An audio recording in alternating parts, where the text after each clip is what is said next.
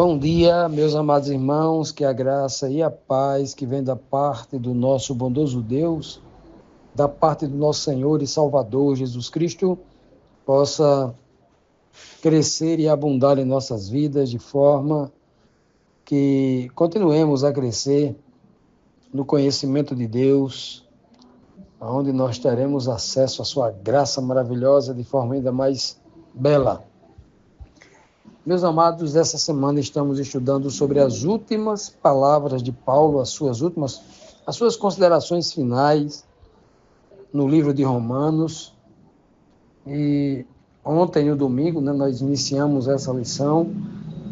Vimos claramente Paulo dizendo lá que os gentios haviam arrecadado uma ajuda para os pobres, para os cristãos pobres em Jerusalém, os cristãos judeus, em Jerusalém, pobres, e ele estava indo levar essas ajudas e disse que era digno, que era justo que os gentios que participaram das bênçãos dos judeus também pudessem servir aos judeus com as suas ajudas, ajuda financeira, ajuda de todas as formas, E vimos também que Paulo esperava, visitar a igreja lá em Roma, quando ele fosse realizar uma obra missionária na Espanha, e de passagem para a Espanha ficaria um tempo lá com a igreja lá em Roma, e ele queria estar lá, e ele acreditava que estaria lá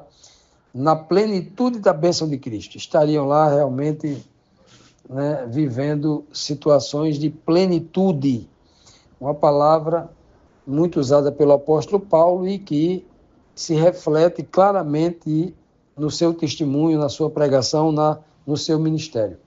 Também vimos Paulo dizer na pergunta 2, apelando aos irmãos em Roma, que pudesse se unir a ele em oração na sua luta, para que os irmãos orassem em seu favor, provavelmente, claro, pedindo ao Senhor, intercedendo por Paulo, para que Paulo pudesse ser livrado ali dos males, das garras do inimigo, dos ataques espirituais do inimigo, os malignos, e com certeza, e obviamente pedindo também fortalecimento na fé, que todos nós carecemos. Não é porque alguém é um apóstolo que não precise das orações, mostrando claramente aqui a necessidade que todos nós temos. Se um apóstolo apela para que as pessoas orem por ele para ter vitória espiritual, imagine as pessoas que vivem de forma desleixada, não dedicando tempo ao exame da palavra, à oração, à comunhão com os irmãos, a realizar a obra missionária, Então é ainda muito mais arriscado viver assim, vendo de uma ótica espiritual.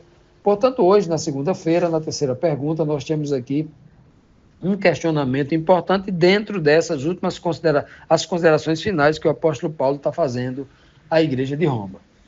Que precauções Paulo estava tomando contra os judeus, já que ele ia para Jerusalém, ia visitar Jerusalém, levando ajuda para os irmãos, para os cristãos, irmãos pobres em Jerusalém, obviamente de maioria, se não todos judeus, que vinham do judaísmo e agora eram cristãos.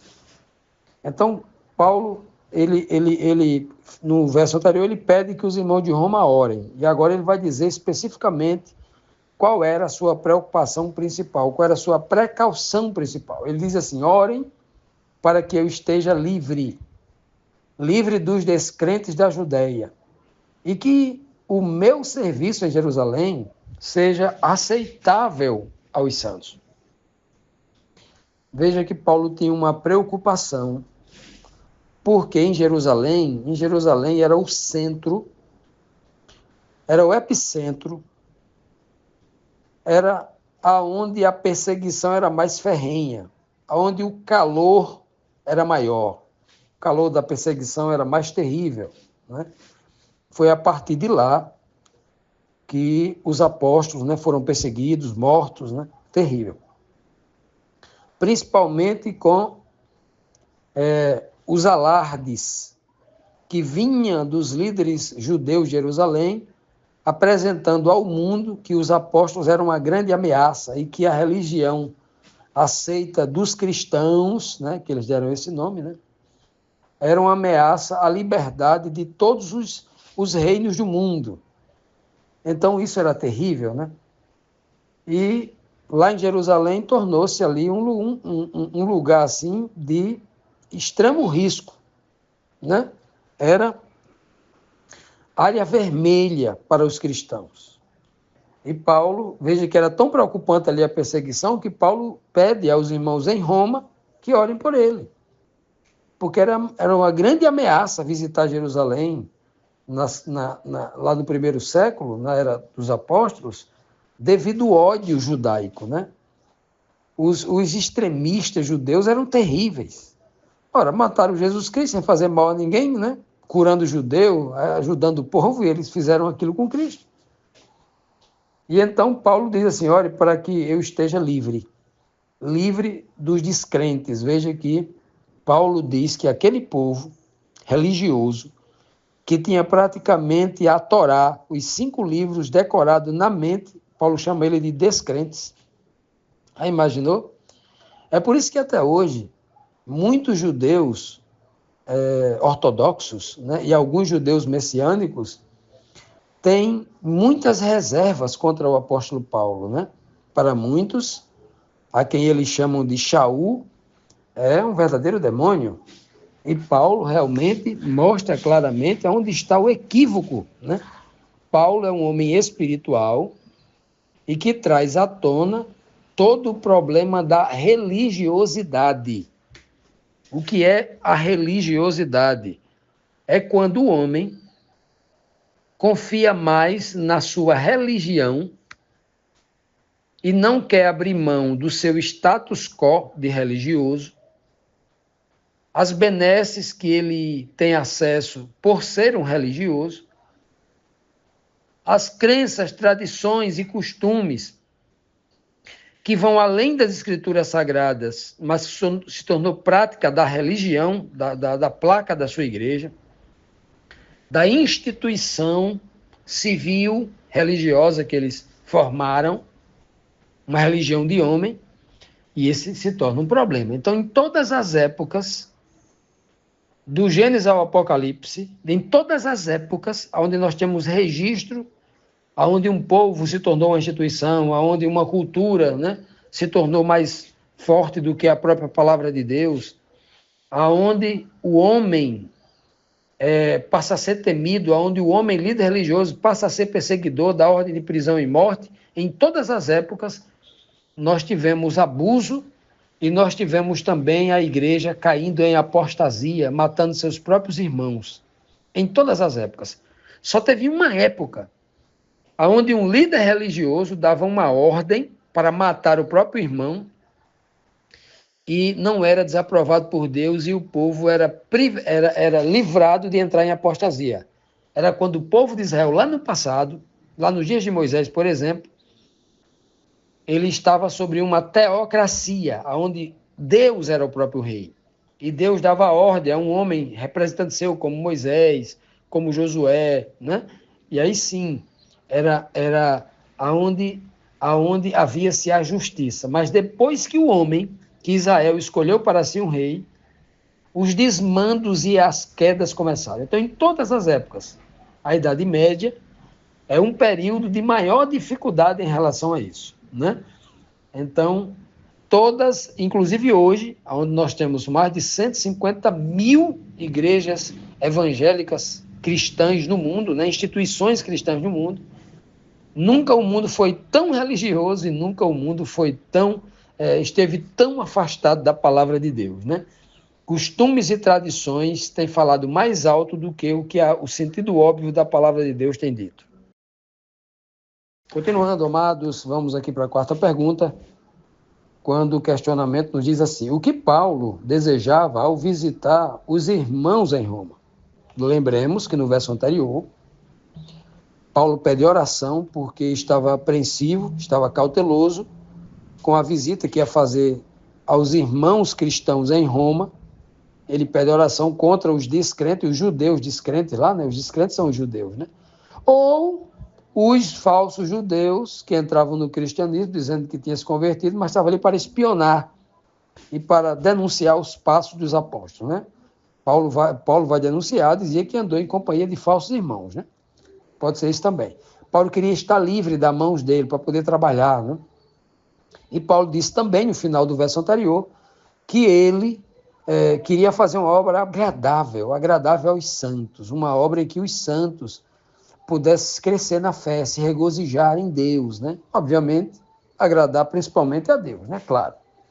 Então, o que Paulo desejava ao visitar os irmãos em Roma? Ele diz assim no versículo 32, de forma que, ou seja, a minha obra seja agradável aos santos, de forma que, pela vontade de Deus, eu os visite com alegria e, juntamente com vocês, desfrute de um período de refrigério. O Deus da paz seja com todos vocês. Amém, diz o apóstolo Paulo, né? Então, Paulo deixa aqui claro, aqui no finalzinho do capítulo 15, que ele, inclusive, diz assim, olha, eu tenho que estar livre lá em Jerusalém, fazendo uma obra agradável aos santos, principalmente agradável a Deus, porque é pela vontade de Deus, ele deixa bem claro aqui, né? Que para que depois, quando ele sair de Jerusalém, ele pudesse desfrutar de um período, veja que não era uma visita de passagem lá em Roma, de um período de refrigério. Ele queria passar um tempo lá em Roma, e nesse período lá com os irmãos lá em Roma, Paulo queria levar para os irmãos de Roma, né, toda essa obra como testemunho, o que ele havia, né, presenciado em Jerusalém, o que ele havia vivido em Jerusalém, os milagres, o poder de Deus, os testemunhos, o poder de Cristo na igreja, né? Paulo queria dizer, isso é o que ele chama de período de refrigério, né? Se deleitar, né, na obra de Deus, reconhecendo a mão poderosa de Deus, conduzindo a igreja, cuidando da igreja, trazendo a bênção, o socorro, o livramento, né? Porque era uma época de muitos livramentos. Era uma época de grandes milagres para que a obra de Deus crescesse. Claro que o Senhor, né, permitiu que muitos desses homens fossem sacrificados como oferta suave a Ele, porque a morte de um apóstolo, né, pela perseguição contra a verdade, fazia com que suscitasse muitas pessoas a esta fé, né? Porque as pessoas ficavam indignadas com a injustiça, né? Quando você vê um mártir morrer, isso encoraja o povo a ter mais fé. Se estão perseguindo para aquela pessoa silencia, é porque aquilo que ele está fazendo é verdade. Pensam muita gente até hoje assim. E então, muitos dos que morreram pela fé em Cristo Jesus, a sua morte servia de testemunho, de motivação para que muitos outros buscassem conhecer essa verdade que era tão proibida por um poder opressor, o poder político. Se o poder político opressor estava tentando silenciar as pessoas, é porque tinha algo de bom ali. Pensavam alguns, né? E realmente com isso, muitos chegaram ao conhecimento da fé, da verdade, e aí se converteram e se tornaram braços fortes, assim como os apóstolos, em conduzir e levar a verdade para todo mundo, né? Então, Paulo disse assim, olha, Paulo sabia que o refrigério somente é na vida eterna, mas ele queria que Deus o abençoasse, né, e também os irmãos em Roma, porque ele queria um pequeno período de refrigério, um período de refrigério com os irmãos lá em Roma, depois que fizesse a obra lá em Jerusalém. Quando ele acabasse a obra lá em Jerusalém, e então se dirigisse em direção à Espanha, ele passaria esse período lá com os irmãos lá em Roma, um período de refrigério. E o que é refrigério? Refrigério é algo de ordem sobrenatural. Só Deus pode conceder o refrigério no espírito, na mente do homem. Só Deus. É algo sublime. É algo que nós não temos como explicar. É algo muito superior a um arrepio na pele, a uma emoção que dá vontade, porque tem muita gente hoje nas igrejas ficando arrepiado e sentindo emoção, vontade de chorar, que eles pensam que isso sempre é o Espírito Santo de Deus tocando nele. Não. Nós não temos dúvida que o Espírito de Deus, quando toca algo profundamente, e você vê que é uma bênção muito grande que está recebendo, o homem se emociona, claro, né? Claro, óbvio, se arrepia, sente levitar do chão, aquela coisa boa, né? Que reflete na carne, né? No cérebro do homem. Ninguém pode dizer que isso não é atuação do Espírito. Claro, ninguém vai discutir isso, mas nem todo arrepio, nem toda emoção vem do Espírito Santo. Tem coisas que não tem nada a ver com Deus, que as pessoas se arrepiam, né? Tem gente que se arrepia, se emociona e chora vendo uma partida de futebol, não tem nada a ver com Deus isso, né? Não tem nada a ver, muitas vezes é até uma adoração ali, uma idolatria, muitas vezes, né? Então a gente tem que separar essas coisas, né? O que Paulo está falando aqui de um período de refrigério é algo profundo no espírito, que vem por enxergar, por entender a obra de Deus, por receber uma revelação que Deus acabou de descobrir ali para você, e você começa a enxergar aquela verdade, uma verdade bíblica, uma confirmação de uma profecia que está se cumprindo, uma confirmação de que Deus está no controle, que você é uma pessoa resgatada, que você é uma pessoa justificada, que você é uma pessoa selada para a salvação. Então, essas coisas, quando o Espírito de Deus fala à mente do homem, trazendo essa certeza, essa esperança, essa fé, isso é refrigério. Nada no mundo pode ser comparado a isso. Nenhum prazer no planeta pode ser comparado a esse refrigério quando o Espírito toca no coração do homem, né? Então, é disso que Paulo está falando. E Paulo desejava isso de forma ardente, né? De forma que ele pudesse desfrutar desses momentos com os irmãos em Roma.